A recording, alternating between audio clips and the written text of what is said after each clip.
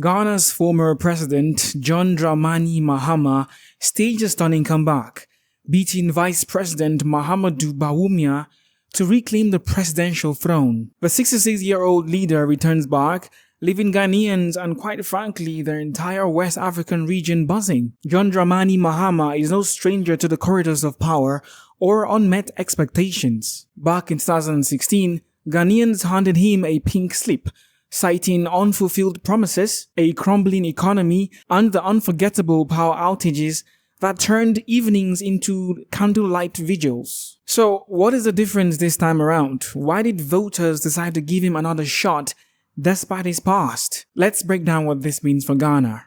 John Mahama's victory is more than just a return to power. Citizens across the region, battered by rising inflation, stagnant incomes, and currencies that seem allergic to stability, are demanding fresh leadership or at least different faces on the same stage. Mahama, however, is no political newbie. He was president from 2012 to 2016, a tenure that ended not with a standing ovation but with voters showing him the exit. So, why the comeback? The Mahama campaign cleverly painted Bawumia as the poster boy for Ghana's economic struggles. Bawumia, a man who once charmed us with his economic wizardry and sleek PowerPoint presentations, found himself in a tight spot.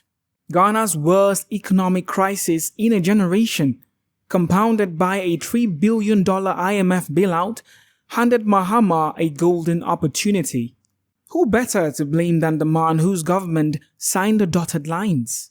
Mahama effectively sold himself as the change candidate despite being a recycled leader. Smart. Kudos to the Vice President Bawumia for his classy concession.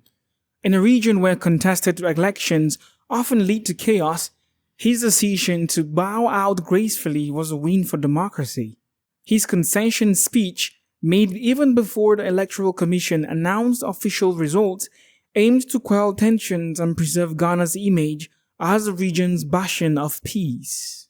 But let's be real, this wasn't just altruism. Ghana's economy desperately needs foreign investors to stick around, and nothing scares investors than political unrest. So while Bawumia's call to Mahama might seem like a noble act, it was also a strategic move to keep Ghana's economy afloat. As Mahama's supporters flooded the streets of Accra, it was clear that this wasn't just about reclaiming the presidency. It was about the National Democratic Congress, NDC, flexing its muscles.